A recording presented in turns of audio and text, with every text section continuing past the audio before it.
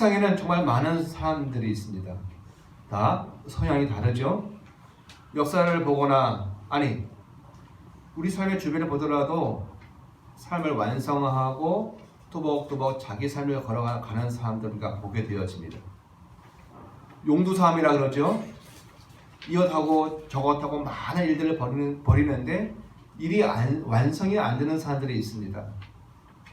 그에 반하여 어떤 사람들은 일이 좀 더디기도 하고 그리고 꼼꼼하다 못해 굉장히 느린 일의 처리를 함에서 있음에도 불구하고 하나하나 일이 완성되어져 가서 나중에는 그 일들이 차곡차곡 쌓이는 그런 인생들을 보게 되죠. 결국 우리가 수고하고 살아가는 모든 일들이 하나하나 매듭이 지어져야 될 줄 믿습니다. 완성이 되어져야겠죠. 그런 관점에서 성경을 좀 보도록 하겠습니다. 여러분, 오늘 본문을 통해 우리가 알 수 있는 하나님의 속성이 하나 있습니다. 결국 완성하시는 하나님의 모습을 보게 되어진다는 말이죠. 대충 마무리하거나 흐지부지하게 일을 처리하시는 분이 아니라는 말씀입니다. 결국 시작하시는 이가 하나님이시고 또 하나님의 뜻이 완성이 되도록 끝까지 돌보시고 책임지시고 마지막까지 확인하시는 분이 하나님임을 우리가 압니다. 성경 빌립보서에서는 그런 하나님의 모습을 이렇게 표현하기도 합니다. 너희 안에서 착한 일을 시작하신 이가 그리스도의 예수의 날까지 이루실 줄을 우리가 확신하노라. 시작하신 이가 계십니다. 또 그 일을 완성하신 이가 계신다 합니다. 그런 하나님을 믿고 의지하는 이들이 바로 우리 성도들입니다. 근데 여러분, 하나님께서 무엇을 시작하셨을까요? 성경 전체에 보면 창조를 시작하셨습니다. 창세기에서 그 창조를 시작하셨죠. 그리고 구원이라고 하는 재창조를 하나님이 계속 이루어 가시고 끝날에 그것을 완성하실 겁니다. 하나님이 이미 우리를 구원하셨습니다. 시작하셨지요. 그러나 아직 완성되어지지는 않았습니다. 그 종말의 날에 우리의 완성이 하나님에 의하여 완성이 되어지겠죠. 자, 그런데 하나님께서 다른 것도 시작하셨습니다. 창조 말고 다른 것도 시작하셨단 말이죠. 11절 한번 읽어보겠습니다. 시작. 사랑하는 자들아, 하나님이 이같이 우리를 사랑하셨은즉 우리도 서로 사랑하는 것이 맞다 하도다. 앞부분은 바로 하나님께서 사랑이라는 것을 시작하셨다는 것을 말하는 내용입니다. 자, 그렇다면 하나님은 시작하시는 분이시고 완성하시는 분이라고 하는 이 생각을, 이 말씀을 기억하면서 이 말씀을 읽어보겠습니다. 하나님께서 사랑을 시작하셨습니다. 사랑하셨은즉 사랑을 시작하셨습니다. 그렇다면 그 사랑을 누가 완성할까요? 당연히 하나님께서 그 사랑을 완성하시겠지요. 근데 뒷부분을 보십시오. 거기에 완성하다, 또 완성을 못한다, 한다 만다 그런 말이 없지 않습니까?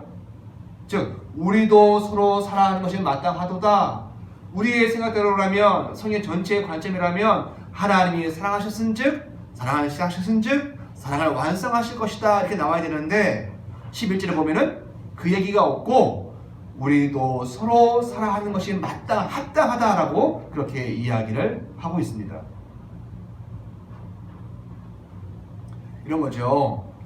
11절만 따로 띄어서 읽으면 그분이 사랑을 했으니 우리도 사랑해야지 라고 하는 의무감이나 또는 심지어 이것을 하나님도 우리 한번 사랑해 주셨으니까 우리도 하나님 앞에 좀 사랑해 드리는 품앗이를 좀 해야 하는 거 아닌가 라고 하는 생각을 하는, 오해할 수 있는 문장입니다.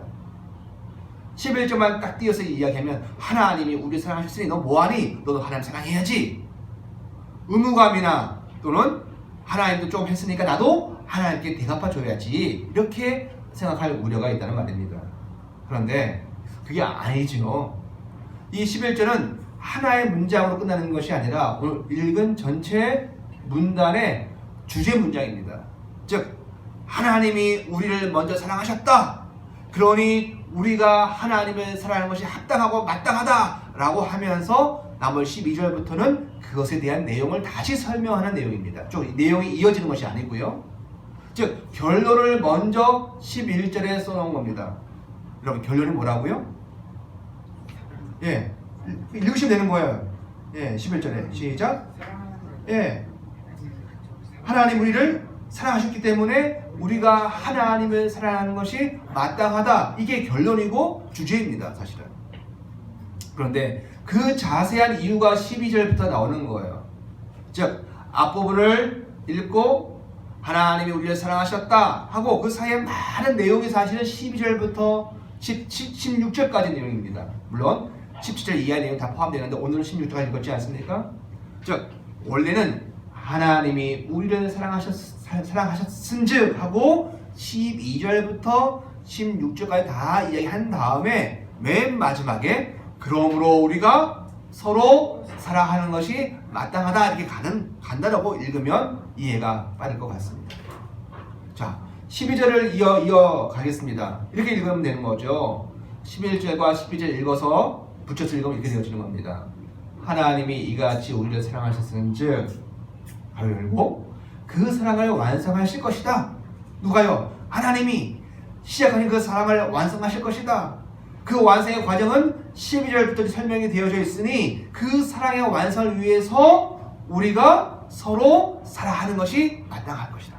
이렇게 되어진 겁니다. 하나님이 우리를 사랑하셨다. 가로 열고 하나님 그 사랑을 12절부터 이야기되어진 내용을 통해서 완성하실 것이다. 그러니 가로 닫고 우리가 서로 사랑하는 것이 마땅하도다. 하나님께서 인생을 사랑하셨습니다. 그런데 문제가 있다는 겁니다. 우리에게 문제가 있어요. 그러면 하나님의 사랑은 그 문제를 해결하는 쪽으로 표현이 되겠죠. 자, 여러분이 자연을 사랑합니다.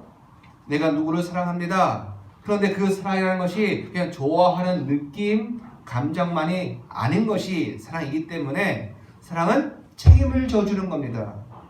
그렇기 때문에 하나님이 우리를 사랑하셨는데 딱 봤더니 우리에게 어떤 문제가 있어요. 그러면 하나님의 사랑은 어떻게 표현될까요? 많고 많은 것 중에서 그 문제를 해결해 주는 것으로 하나님 그 사랑을 표현하시고 사랑의 일을 하시겠지요. 수고를 하시겠지요. 그죠? 너무 가난하여서 먹을 것이 없어서 그래서 영양실조가 걸린 사람이 있습니다. 그 사람을 사랑해요? 어떻게 해요? 말로?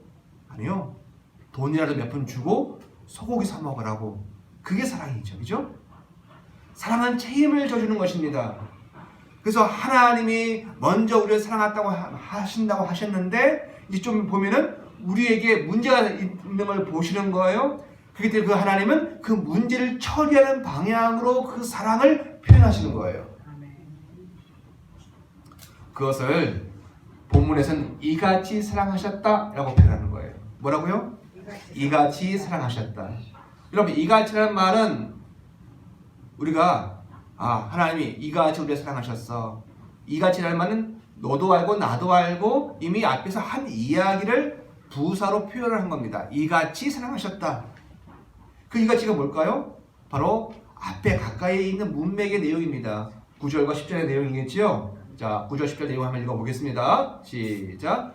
하나님의 사랑이 우리에게 이렇게 나타난 바 되었으니 하나님이 자기의 독생자를 세상에 보내심은 그로 말미암아 우리를 살리려 하심이라. 사랑은 여기 있으니 우리가 하나님을 사랑하는 것이 아니요 하나님이 우리를 사랑하사 우리 죄를 속하기 위하여 화목제물로 그 아들을 보내셨습니다. 아멘.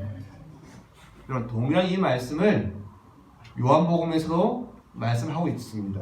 요한복음 3장 16절 시작.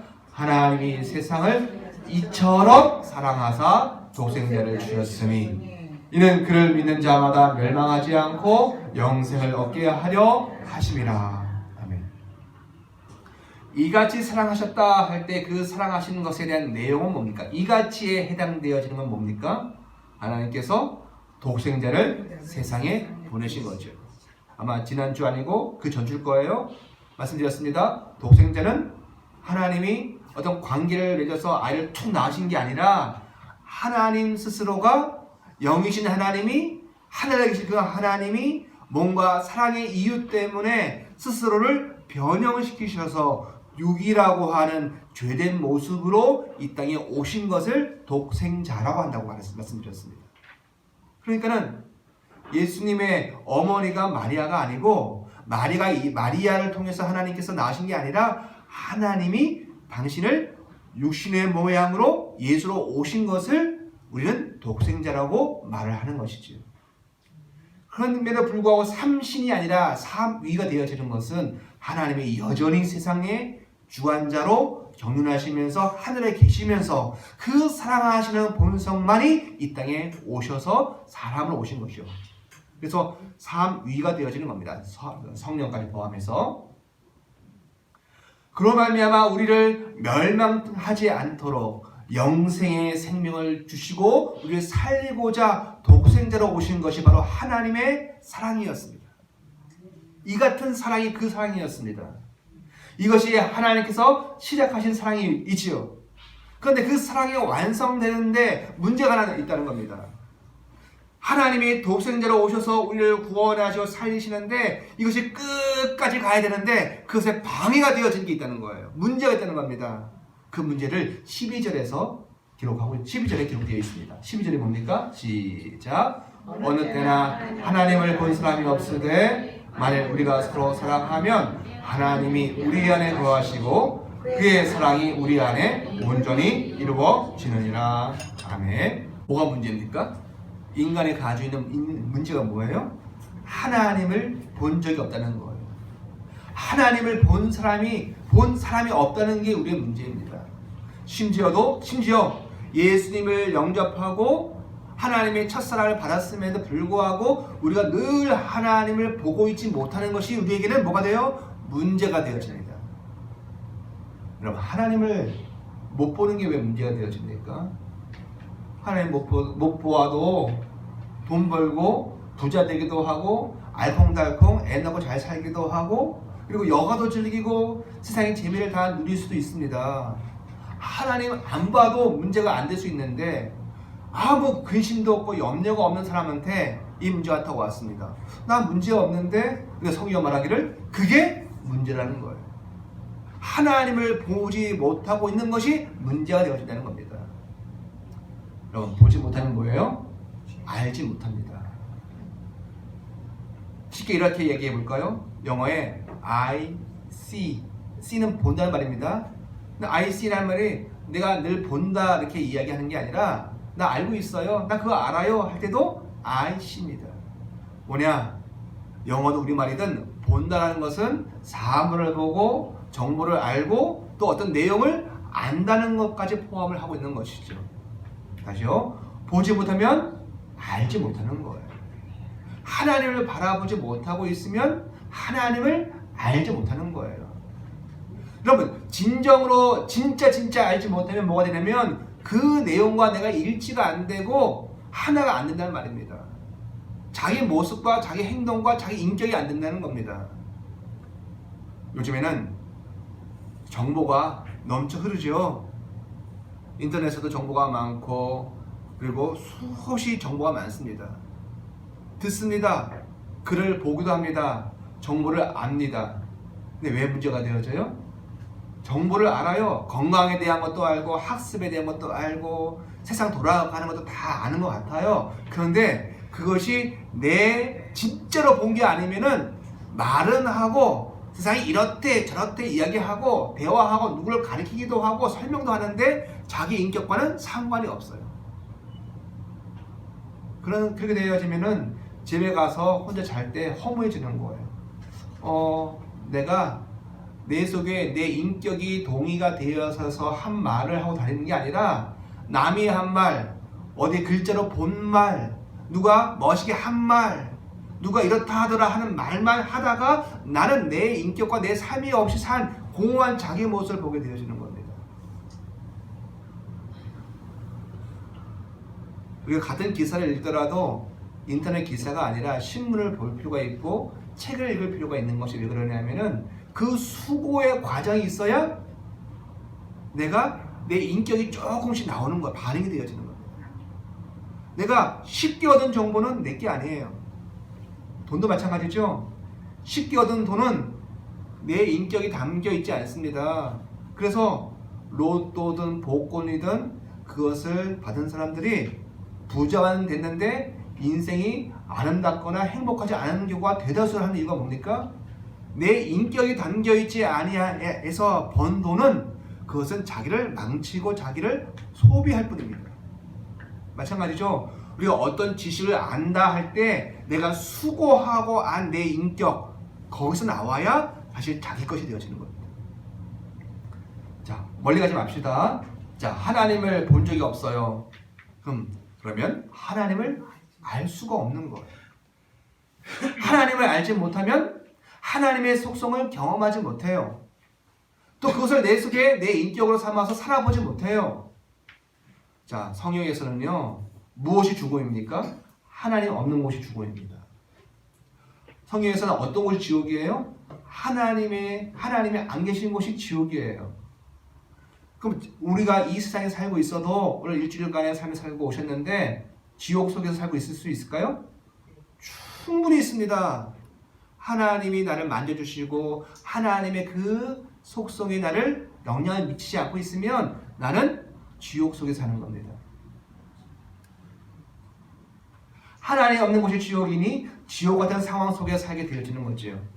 하나님의 영, 그리고 성령의 말씀을 합니다. 그 성령을 경험하는 것이 인생 속에서 자꾸 열매를 맺혀지는 것이 우리가 하나님을 아는 것이고 이 땅에서 그 천국을 누리며 살아가는 것입니다. 자, 갈라디아에서 그 얘기를 하고 있습니다. 갈라디아서 5장 22절에서 성령의 열매, 우리가 어렴풋이 우리의 육으로 체험할 수 있는 하나님의 속성에 대해서 이야기를 하고 있습니다. 갈라디아서 5장 22절 뭐라 그럽니까? 오직 성령의 열매는 사랑과 희락과 화평과 오래 참음과 자비와 양선과 충성과 온유와 절제니 이 같은 것을 금지할 법이 없느니라. 그럼 하나님을 만나면 뭐가 생겨요? 맨 끝에서 보면 절제가 생겨요. 하나님을 제대로 만나면 뭐가 생겨요? 내 마음속에 하나님의 성품이 내 인격이 내려서 온유가 생겨요. 이런 겁니다. 즉 하나님을 보고 하나님을 아는 것은 그분을 체험하는 것이 되어지고 하나님의 그 멋진 것들이 나의 것이 되어져 가는 것입니다. 성령의 열매가 없는 삶에 대해서 갈라디아에서 앞에 5장 22절 앞에 나중에 한번 보십시오. 이야기합니다. 그것을 육체의 일이라고 이야기를 합니다. 그리고 그 내용은 지난주도 잠깐 우리가 다뤘던 것이긴 하지만 음행이 있고요. 더러운 것이 있고요. 호색이 있고요. 우상 숭배가 있고요. 주술과 원수 맺는 것과 분쟁과 시기와 분냄과 당을 짓는 것과 분열함과 이단과 투기와 술 취함과 방탕함이라고 말합니다. 여러분, 하나님에 대한 것들이 없으면 우리 속에 어느새 이런 것들이 생깁니다. 분쟁이 일어나고 시기심이 일어나고 그리고 원수를 자꾸 만들게 되어지고 분열하게 되어지고 술 취하게 되어지고 방탕하게 되어지고 그렇게 되어지는 겁니다. 자, 여러분, 이런 상태에 인생이 억눌려 있는 거죠. 하나님을 보지 못하고 있고 알지 못하고 있고 그분을 체험하지 못하면 우리 속에서 이러한 삶이 있게 되어지고 지옥 같은 삶을 살게 되어집니다. 하나님께서 우리를 사랑하시는데 우리가 이런 상태에 있을 수 있다는 겁니다. 왜요? 하나님이 우리를 사랑하셨는데 우리가 그 사랑을 받아놓고도 하나님을 바라보지 못하고 있고 하나님을 알지 못하고 그분과 교제하지 못하면 말은 예수 믿는 사람이고 교회는 다니는데 삶은 지옥이 되어지는 거예요. 그렇다면 하나님은 과연 어떤 모습으로 우리를 사랑하시려고 하실까요? 책임져 주시려고 하는데 문제를 해결해 주시는 사랑을 하려 하시는데 이런 문제 속에 있는 우리 인생을 바라보시면서 하나님을 보지 못하는 문제 그리고 그것으로 발생한 온갖 문제로부터 우리를 벗어나게 해주시려고 하지 않으실까요? 자, 다시요. 하나님이 우리를 사랑을 완성해 주시려고 하세요. 그러면 우리를 먼저 사랑하셨기 때문에 우리가 예수 믿게 되어졌고 또 구원을 받았지만 하나님을 계속 바라보지 못하고 있으면 하나님이 우리에게 사랑을 완성해 주시려서 어떤 모습으로 우리를 바꾸어 가실까요? 우리로 하여금 하나님을 바라보게 하게 하신 거겠죠. 하나님을 보게 하신다는 말입니다. 그래서 그 뒷부분을 염두에 두고 읽으셔야 되는데 이제 12절 읽어보겠습니다. 시작. 만일 우리가 서로 사랑하면 하나님이 우리 안에 거하시고 그의 사랑이 우리 안에 온전히 이루어지느니라. 아멘. 자, 온전히 이루어지느니라 무슨 뜻이에요? 완성되어지느니라. 영어로 perfect. perfected가 되어져요. 수동. 하나님께서 우리 안에 거주하신단 말입니다. 거하신다, 아예 거주하신다. 거한다는 건 어떻게 보면 거한다는 말은 살짝 왔다 가신다는 그런 의미인 것 같은데 원래 의미는 거주하시는 거예요. 텐트를 치고 집을 치고 아예 거기 눌러 사시는 거예요. 그냥. 왜 그러십니까? 우리가 하나님을 못 보니까 그 결과 지옥 같은 삶을 살 수 있으니까 이 문제를 해결해 주시려고 우리를 구원하셨다, 예수 주셨다, 독생자 주셨다 해서 끝나는 것이 아니라 그 독생자를 보내신 사랑, 우리를 멸망하지 않게 하신 사랑이 이제 완성되게 하시려고 하나님이 아예 우리 가운데 늘 보고 살리려고 우리 가운데 눌러 사시는 거예요. 그럼 이거 원하시나요? 내가 하나님과 하나님의 그 사랑, 첫사랑으로 말미암아 구원받은 것은 좋은데 내 마음까지 우리의 삶에 들어오셔서 거주하시는 것은 좀 부담스럽지 않을까요? 신앙을 하면서 참 이상한 신앙으로 바뀌는 게 여기 있습니다. 나 구원받았다. 여기서 끝나는 거예요. 하나님이 우리 안에 거주하셔야 되는데 그것은 참 쉬운 게 아닌 거죠. 시부모님으로부터 유산 받는 건 참 좋은 거예요. 그죠? 그런데 그분을 모시고 살아가는 것은 참 이건 좀 쉬운, 마땅치가 않은 거죠. 하나님이 우리를 사랑하셨습니다. 구원하셨습니다. 독생자를 주셨습니다. 거기까지만 해주세요. 나 상속받고 구원받고 여기서 이제 우리 편하게 삽시다. 이렇게 얘기하고 싶은 거예요. 그런데 하나님은 그렇게 살면 우리가 또 지옥 같은 인생을 사니까 우리에게 양해를 구하셔서 가세요. 내가 너희 가운데 거주하겠다. 하나님 어떤 면에서 환영도 못 받는 거주하시고자 하시는 삶을 선택을 하시는 겁니다. 그런데 참으로 놀라운 것은 그렇게 시작된 하나님의 사랑을 받고도 인생은 대단한 능력이 있어서 그 사랑까지도 잊고 살 수 있다는 겁니다. 그 감격이 희미해지기도 하고요. 그 구원의 기쁨이 별로 느낌이 없는 상태가 되기도 합니다. 첫사랑을 잃고 몸이 건조한 삶을 살기도 한다는 말이죠. 이게 우리만의 이야기가 아니고요. 요한계시록에 가면 에베소 교회가 하나님께 칭찬을 많이 받음에도 불구하고 예수님 그를 책망하십니다. 뭐라고요? 너희가 첫사랑을 잃어버렸다. 떨어뜨렸도다. 어디에서 그 첫사랑을 너희가 떨어뜨렸는지를 빨리 가서 찾아라라고 예수께서 부활의 예수님이 에베소 교회를 향하여 말씀하시기도 합니다.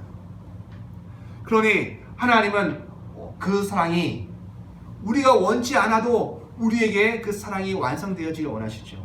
하나님 그 사랑을 완성하시고 그 사랑의 효과와 효력과 효과를 우리가 누릴 수 있도록 하시려고 하시는 거죠. 여러분 세상도 마찬가지더라고요. 법을 국회에서 만듭니다. 그렇죠? 근데 그건 시작에 불과합니다. 왜냐하면 법은 굉장히 추상적이기도 하고 세밀하지가 않아요. 그 법만 가지고는 사회가 다 돌아가지가 않습니다. 그래서 정부가 그 법의 취지에 맞춰서 정부 시행령이라는 걸 만듭니다. 법에는 없지만 시행령을 만들어서 그 시행령을 가지고 사회를 운영을 하는 겁니다.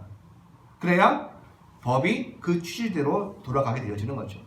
법전에는 개념적인 이야기가 있는 것이고 그 법을 사회 속에서 운영하려면 시행령을 만들어야 되는 거죠.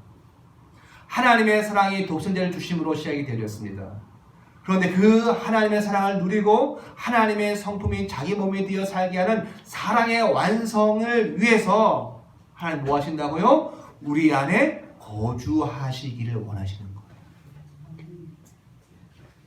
왜요? 거주하시면 그분을 봐야 되는 거거든요. 시어머니가 우리 집에 살면 화장실 갈 때 봐야 되고 밥 먹을 때 봐야 되고 봐야 되는 거예요.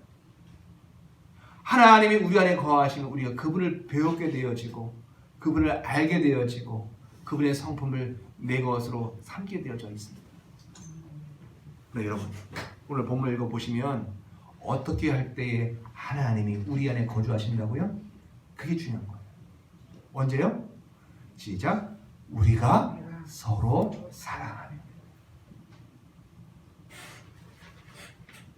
여러분 알아서 하십시오. 내가 하나님께 구원을 받아서 좋아. 그런데 간섭은 싫어. 그럼 어떻게 하시면 돼요? 사랑 안 하시면 돼. 사랑을 안 하시면 하나님이 우리 안에 거주할 자리가 없어요. 그러면 그분을 알아갈 기회가 없어요. 그분의 성품을 내 것으로 삼을 기회가 또 없어요. 예수는 믿고 구원을 받았다고 하는데 폐악해질 수도 있고요, 악독해질 수도 있고요, 욕심덩어리가 될 수도 있어요. 그런데 반해서 하나님 우리 속에 완성하자. 얘야, 그 사랑 완성하자. 독생자까지 주었으니 이제 그렇게 시작되어진 사랑이 완성되어져야 하는데 어떻게 하라고요? 서로 사랑하자. 서로 사랑할 때 고린도전서 가면 그 사랑의 첫 번째 요소가 뭡니까? 사랑은 오래 참고. 내가 한번 사랑해 보려 하는데 안 된다고 포기하는 게 아니고 사랑은 오래 갑니다. 오래 참아야 그게 가능한 거예요. 부모가 되면 알죠? 가슴이 시커멓게 타 들어가듯이 오래 참게 되어지기도 합니다. 어쩌면 우리가 그것을 하나님의 성품을 하나씩 경험하는 거죠. 우리가 서로 사랑하면 그것입니다. 이것이 성경의 증언입니다. 우리가 서로 사랑하면 하나님이 우리 가운데 거주하시는 일이 일어납니다. 하나님이 아예 집을 지으세요. 나 안 간다 그러시는 거예요. 그것이야말로 하나님의 사랑을 완성하는 비결이 되어집니다.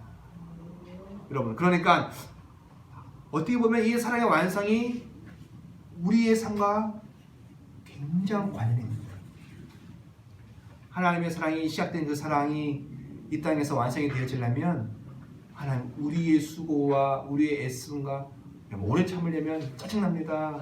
손해버리면 화딱지가 나요.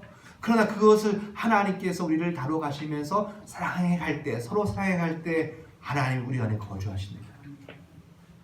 그런데 참으로 안타까운 것은 우리가 정말로 서로 사랑할 수 있는 존재이냐라는 겁니다. 상대방을 위해서 정말로 내가 책임지고 내가 헌신하고 내 것을 포기할 수 있는 존재이냐라는 겁니다.